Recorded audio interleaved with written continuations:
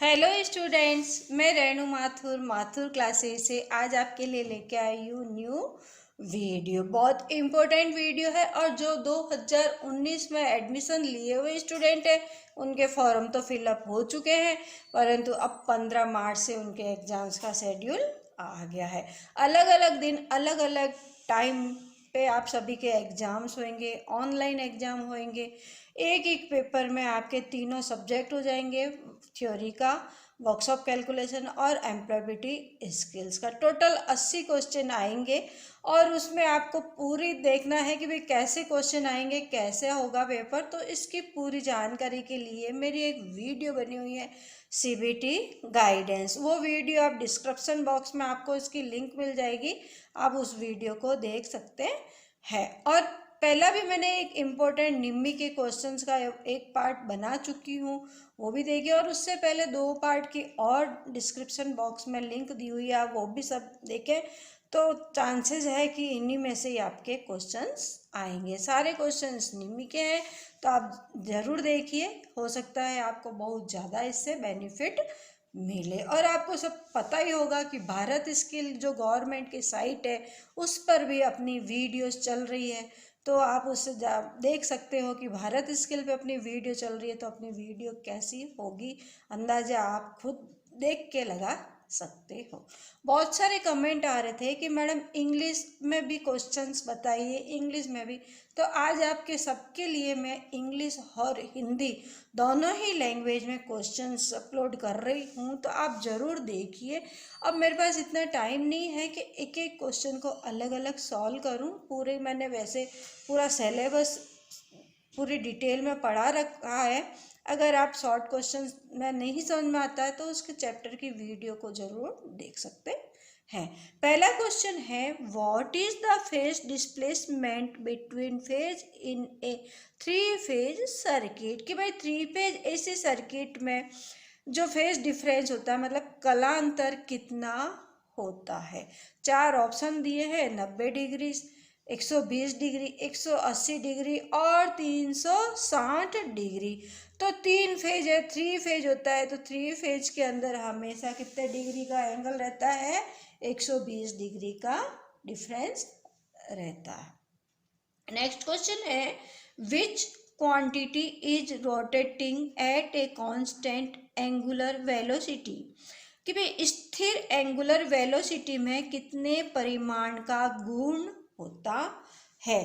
पहला है scalar quantity, दूसरा है वेक्टर क्वांटिटी, तीसरा है फेजर क्वांटिटी या एल्जेब्रिक क्वांटिटी। क्वांटिटी को कहते हैं परिमाण। कि भाई स्केलर परिमाण है या वेक्टर परिमाण है या फेजर परिमाण है या अलजेब्रिक परिमाण है, तो कौन सा होगा, फेजर परिमाण। कौन सा होगा, फेजर परिमाण। नेक्स्ट क्वेश्चन है, what is the reciprocal of induction in AC parallel circuit. S मतलब कि भाई एसी समानांतर परिपथ में प्रेरकत्व का पारस्परिक क्या है। कि भाई क्वेश्चन है, what is the reciprocal of induction in AC parallel circuit. तो क्या होगा, सस्पेंटेंस होगा इसका पारंपरिक। Next question, which is inversely proportional to the resistance of a conductor। कि भाई चालक के प्रतिरोध के व्युत्क्रमानु क्या होता है। अब मैंने प्रतिरोध का नियम पढ़ा था, तो अनुक्रमानुपाती और समानुपाती मैंने आपको बताया था कि भाई व्युत्क्रमानुपाती क्या होता है और समानुपाती क्या होता है। तो इसका है अनुक्रमानुपाती क्या होता है, तो ये पूरा मैंने आपको प्रतिरोध का नियम था उसमें आपको मैंने बताया। अब क्वेश्चन है चौथा, which is inversely proportional to the resistance of a conductor. चालक के प्रतिरोध के व्युत्क्रमानु क्या होता है। लेंथ होती है, रजिस्टिविटी होती है, टेम्परेचर होता है या एरिया ऑफ क्रॉस सेक्शन होता है। तो क्या होता है, अनुप्रस्थ काट का क्षेत्रफल। क्या होता है, अनुप्रस्थ काट का क्षेत्रफल या एरिया ऑफ क्रॉस सेक्शन। ठीक है। नेक्स्ट क्वेश्चन है, which formulas is use to calculate the power of DC circuit. कि भाई डीसी सर्किट में शक्ति की गणना करने का क्या फॉर्मूला होता है। तो हमेशा P इजिकल टू क्या होता है, वी आई। अब वी आई इसमें कहाँ है, देखो वोल्टेज एंड टाइम नहीं, करंट एंड वोल्टेज।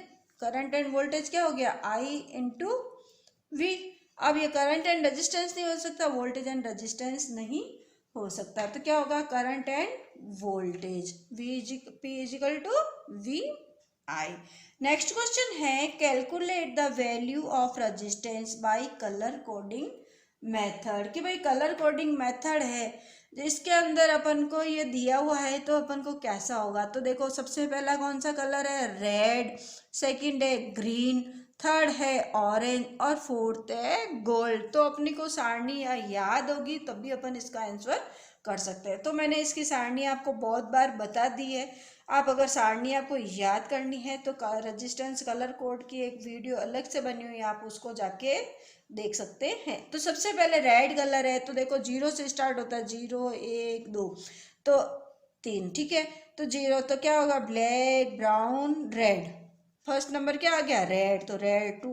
फिर आता है ग्रीन, तो ब्लैक ब्राउन रेड, फिर B B B B Roy G, R आ गया, फिर ओ यहाँ पे आ गया 3 पे, फिर 4 पे आप क्या आ गया, वाई यानी कि येलो, और 5 पे आ गया ग्रीन। तो क्या हो गया 2 और 5, और फिर तो ये इसका आंसर हो गया 25 इंटू 10 की घात 3 प्लस माइनस 5%। ये पूरी सारणी आपको समझानी पड़ेगी, इससे अच्छा आप पूरी सारणी की वीडियो आप देखोगे तो आपको अच्छे से समझ में आ जाएगा।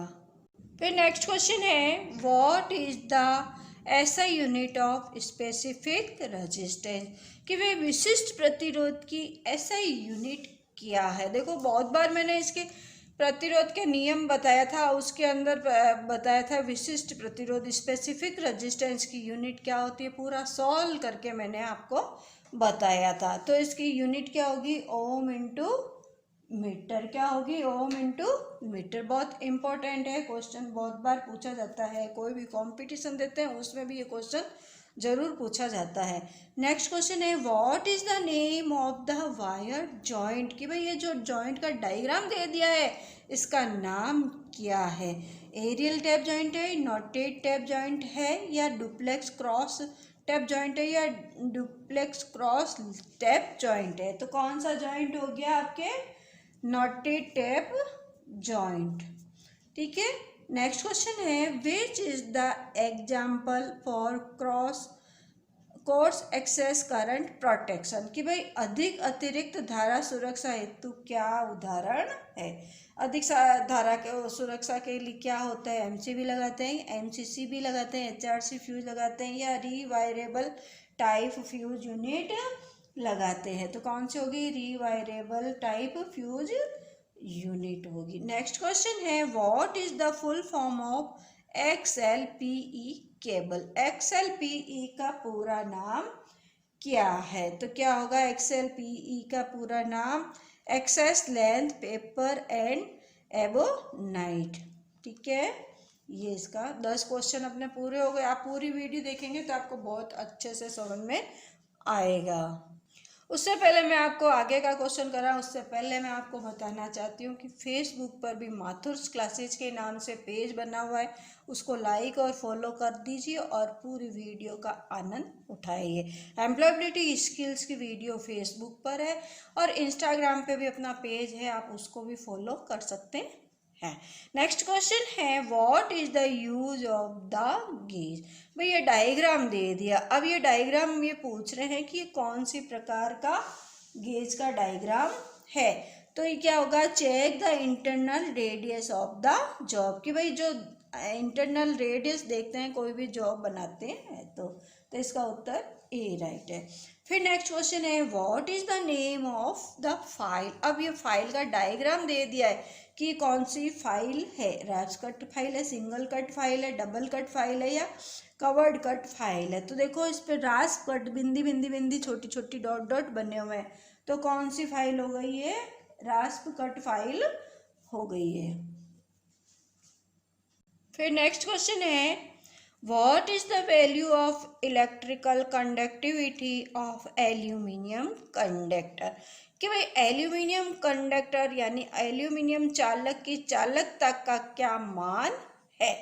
क्वेश्चन देखो इंग्लिश में भी और हिंदी में भी। जो इंग्लिश मीडियम के स्टूडेंट है या जो बाहर के हैं, बंगाल के हैं, बिहार के हैं, उनको जो हिंदी नहीं समझ में आती है उनके लिए आज मैंने इंग्लिश में लिखा है, क्योंकि बहुत सारे कमेंट में आ रहे थे कि मैडम इंग्लिश में भी बताइए इंग्लिश में, तो आज मैंने आपकी दोनों लैंग्वेज में ही क्वेश्चन पेपर बनाया। 13वां क्वेश्चन था what is the value of electrical conductivity of aluminium conductor, कि भाई एल्यूमिनियम चालक की चालकता का क्या मान होता है। तो क्या होगा 35 म्यू प्रति मीटर, म्यू, ये क्या है म्यू। ठीक है, नेक्स्ट क्वेश्चन है what is the reading of the micrometer, कि भाई ये माइक्रोमीटर का डायग्राम है, तो माइक्रोमीटर की जो रीडिंग है वो कितनी होगी। तो कितनी होगी, देखो ये सबसे पहले ये 4 पे आया हुआ है, दिख रहा है 4 पे, फिर उसके बाद में एक नीचे का स्लॉट नहीं है, और फिर ये क्या आया 5 पे, तो 4.55, क्योंकि ये जो नीचे की जो लाइन आ रही है 0.5 है, तो 4.55, तो ये आपका आंसर हो गया 4.55 mm। नेक्स्ट क्वेश्चन है which personal protective equipment PPE is used for the protection from flames, कि भाई एक तो क्वेश्चन आ सकता है कि PPE का फुल फॉर्म क्या है। तो P का मतलब पर्सनल प्रोटेक्टिव इक्विपमेंट, PPE। देखो आपके क्वेश्चंस कैसे भी आ सकते हैं, परंतु अगर आप ढंग से पढ़ोगे तो आपको सब क्वेश्चन के आंसर आराम से दे सकते हो एग्जाम में। 40 क्वेश्चन थ्योरी के आएंगे, 20 वर्कशॉप कैलकुलेशन के आएंगे और 20 ही एम्प्लॉयबिलिटी स्किल्स के वीडियो आएंगे। 3 घंटे का आपके पास टाइम रहेगा और 3 घंटे में आपको सब सब्जेक्ट्स क्लियर करना है। ठीक है, तो इसका क्या है, धुएं से सुरक्षा के लिए किस व्यक्तिगत सुरक्षा उपकरण का उपयोग किया जाता है। एप्रन के लिए, गूगल के लिए, ईयर मास्क के लिए या नोज मास्क के लिए। तो कौन सा होगा, नोज मास्क। क्या होगा, नोज मास्क। नेक्स्ट क्वेश्चन है which step of the 5S concept refresh standardisation, क्या भी कि जो 5S का जो होता है उसमें जो स्टैंडर्डाइजेशन आता है वो कौन से नंबर पर आता है। ये भी बहुत इम्पोर्टेंट क्वेश्चन है, कोई भी कंपटीशन अपन देते हैं तो उसमें भी आता है और एम्प्लॉयबिलिटी स्किल में भी आपके ये क्वेश्चन आ सकता है।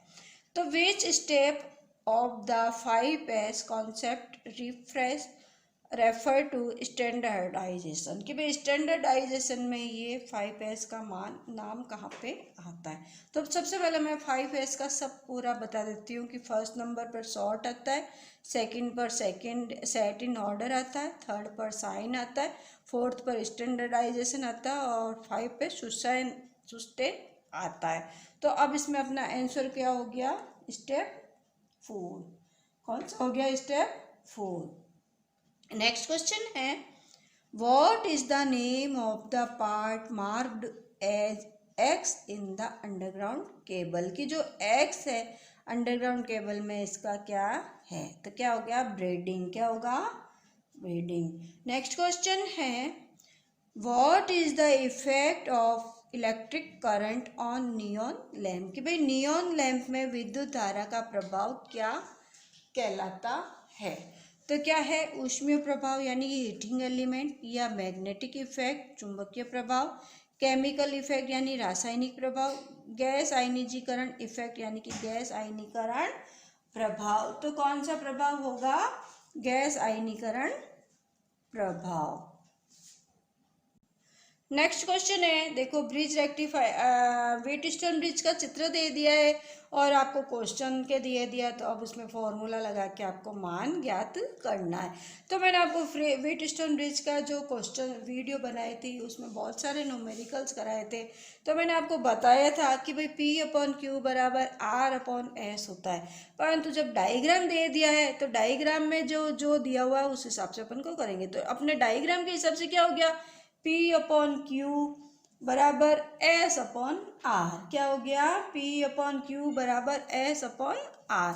तो अपन ये फॉर्मूला लिख लेते हैं, P/Q Q बराबर S अपॉन R। अब अपने पास P क्या दिया है, देखो P आपको दे दिया है 400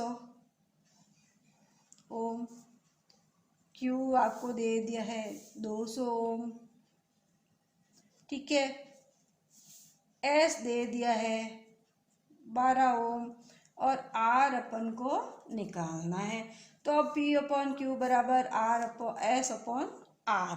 तो अब P अपने के पास कितना है 400 बट्टा Q कितना हो गया 200 बराबर S कितना है 12 बट्टा R दे दिया। अब क्रॉस मल्टीप्लिकेशन जिसको ब्रज गुणापन कहते हैं, तो क्या हो गया 400 R बराबर 200 इंटू 12, तो R बराबर कितना हो गया 200 इंटू 12 बट्टा 400, ठीक है।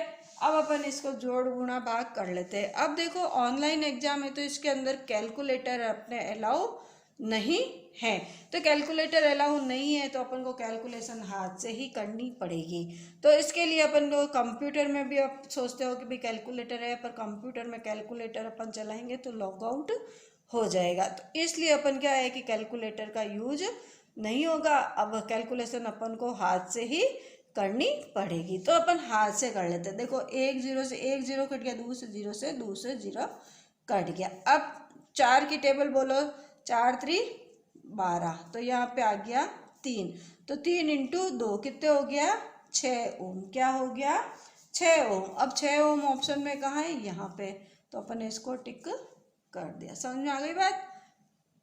वापस एक बार देख लो, P अपन Q बराबर S अपॉन R। P 400 है, Q 200 है, S 12 है और R अपन को निकालना है। तो जो क्रॉस मल्टीप्लिकेशन करेंगे तो 400 into R, 400 into R, 200 into 12, 200 into 12। अब R निकालना है तो 400 नीचे आ गया, 2 जीरो से 2 जीरो कट गया। अब 4 3 12 हो गया, यहाँ पे आ गया 3, 3 को 2 से गुणा करेंगे तो कितना आ गया 6 ओम। तो यहाँ पे जो अपने क्या मान मांग रहे थे कि भाई R बराबर कितना है, तो यहाँ पे अपना वैल्यू आ जाएगी R बराबर 6 ओम। तो इसका उत्तर ये हो गया।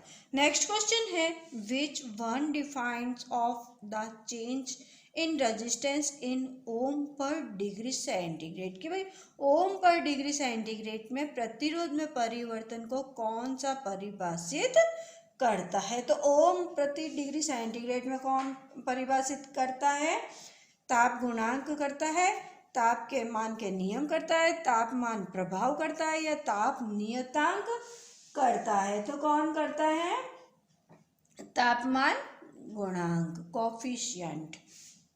नेक्स्ट क्वेश्चन है, which type of meter is use to test the polarity of battery, कि भाई बैटरी की ध्रुवता जांच करने के लिए किस प्रकार की मीटर प्रयोग में किया जाता है। तो बैटरी की पोलैरिटी चेक करने के लिए कौन से मीटर को यूज में लेते हैं। पहला है मूविंग आयरन अमीटर यानी कि चल लोहा अमीटर, दूसरा है मूविंग कॉइल वोल्ट मीटर, चल कुंडली वोल्ट मीटर, तीसरा है मूविंग आयरन वोल्ट मीटर, चल लोहा वोल्ट मीटर, चौथा है डायनेमोमीटर टाइप वॉट मीटर। तो भाई डायनेमोमीटर टाइप वॉट मीटर है, तो कौन सा होगा, मूविंग कॉइल वोल्ट मीटर, ठीक है। नेक्स्ट क्वेश्चन है, what is the specific resistance value of copper conductor, कि भाई ताम्र चालक का विशिष्ट प्रतिरोध का मान कितना होता है। तो हमेशा होता है 1.72। अब देखो 1.72 यहाँ पे भी है, यहाँ पे भी है, यहाँ पे भी और यहाँ पे भी है, परंतु विशिष्ट प्रतिरोध की जो यूनिट होती है वो ही अपन को यहाँ रखनी है।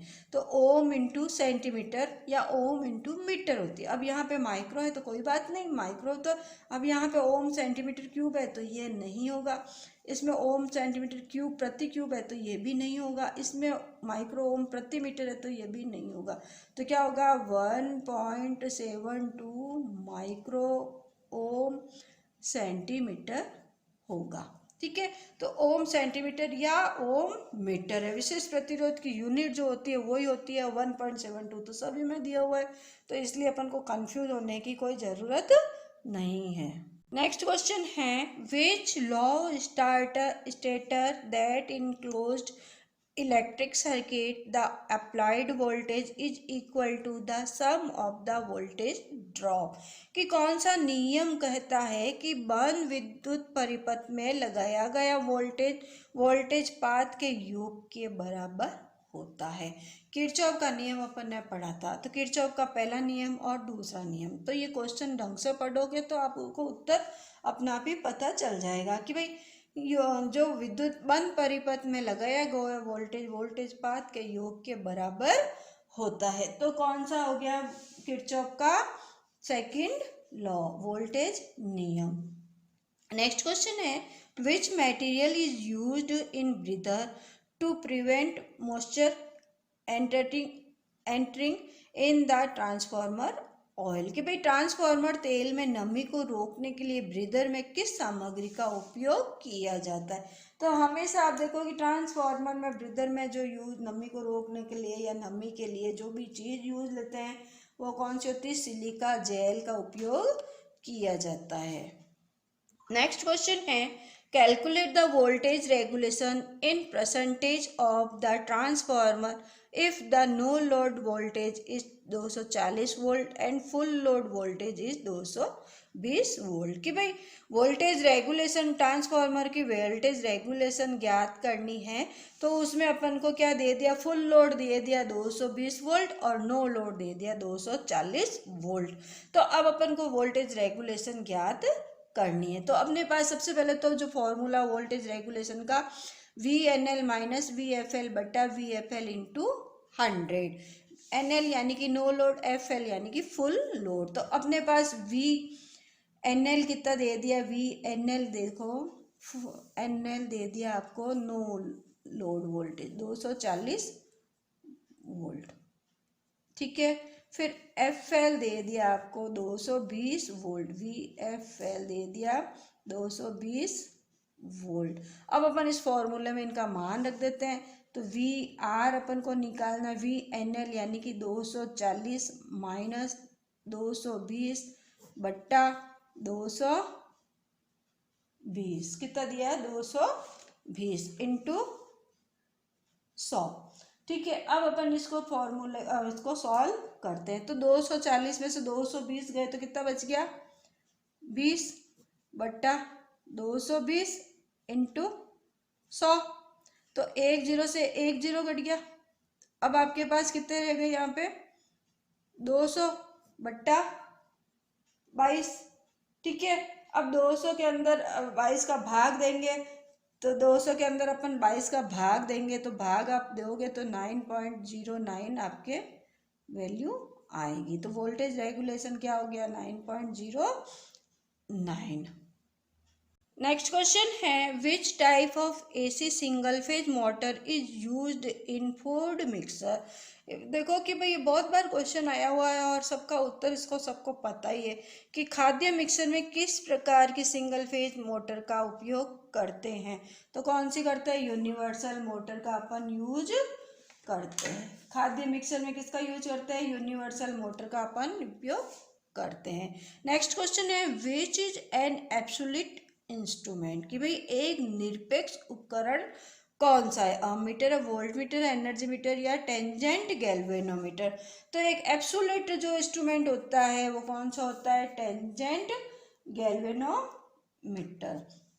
नेक्स्ट क्वेश्चन है which is the cold cathode lamp, कि भाई कोल्ड कैथोड लैम्प कौन सा होता है, कि भाई कोल्ड कैथोड लैम्प कौन सा होता है, नियॉन साइन लैम्प होता है जो कोल्ड कैथोड लैम्प होता है। देखो 28 क्वेश्चन हो गए, 2 क्वेश्चन अपन को और करने हैं, थोड़ा सा टाइम है, आधा घंटा अगर अपन पढ़ लेते हैं तो अपने को बहुत ज़्यादा बेनिफिट मिल सकता है। तो अपन साल खराब नहीं हो, इससे अच्छा अपन वीडियो देख के पढ़ाई करके जाएंगे तो ज़्यादा बेनिफिट मिलेगा। नेक्स्ट क्वेश्चन है what is the unit of the luminous flux, कि भाई लुमिनियस फ्लक्स की यूनिट क्या होती है, लक्स होती है, ल्यूमन होती, कैंडेला होती है या ल्यूमन प्रति मीटर स्क्वायर होती है। तो ल्यूमिनियस फ्लक्स की यूनिट क्या होती है, ल्यूमन होती है। नेक्स्ट क्वेश्चन है, यदि कोई बैटरी 5 एम्पीयर विद्युत धारा 15 घंटे तक प्रदान कर सकती है तो उसकी क्षमता क्या होगी। तो इसकी क्षमता, बैटरी की क्षमता का फॉर्मूला होता है एम्पियर इंटू घंटे, एम्पियर इंटू हावर, घंटे को इंग्लिश में कहते हैं हावर, तो AH। तो अपने पास क्या दिया है कि विद्युत धारा तो दे दी है आपको 5 एम्पियर और घंटा दे दिया 15 घंटे। अब 5 को इंटू 15 को गुणा करेंगे तो कितना होगा, 75 एम्पियर हावर। अब 75 एम्पियर हावर जहाँ है इसको अपन टिक कर देंगे तो ये हो गया 75 एम्पियर हावर। तो आज अपन ने ये 30 क्वेश्चन किए हैं, इम्पोर्टेंट क्वेश्चंस MCQs। 2019 में एडमिशन लिए हुए स्टूडेंट हैं, उनके 15 मार्च से एग्जाम हो रहे हैं। तो आप ये वीडियो जो मैं डिस्क्रिप्शन बॉक्स में लिंक डाल रही हूँ वो सारी वीडियो आप देखेंगे तो आप सभी को बहुत ज़्यादा बेनिफिट मिलेगा। आप सेकेंड ईयर के स्टूडेंट जो 2018 के स्टूडेंट हैं उनको भी मैंने निम्मी के क्वेश्चंस डाले थे, तो 90% या 99% भी क्वेश्चन कई बार आ चुके हैं, सबके अलग अलग। तो आप कमेंट में जाके चेक करेंगे तो आपको पता चलेगा। बहुत सारे स्टूडेंट्स ने कमेंट डाल रखा है कि मैडम मैं आपकी वीडियो से पढ़ के गया और मेरे 90% क्वेश्चंस आए, या मैं आपके फेसबुक पे भी बहुत सारे मैसेज आ रहे हैं या मेल्स आ रहे हैं, और व्हाट्सएप पे भी बहुत सारे स्टूडेंट्स जुड़े हुए हैं तो उनका भी मैसेज आ रहा था कि भाई मैडम मैं आपका स्टूडेंट हूँ, मैंने आपकी वीडियो देखी और उसमें से मेरे बहुत सारे क्वेश्चन आए, उसके लिए आपको बहुत बहुत धन्यवाद। तो मैं आप सभी से यही कहना चाहती हूँ कि 2019 में एडमिशन लिए हुए स्टूडेंट है वो भी अगर ये वीडियोस देखेंगे तो उनको भी सभी को बहुत ज़्यादा बेनिफिट मिलेगा।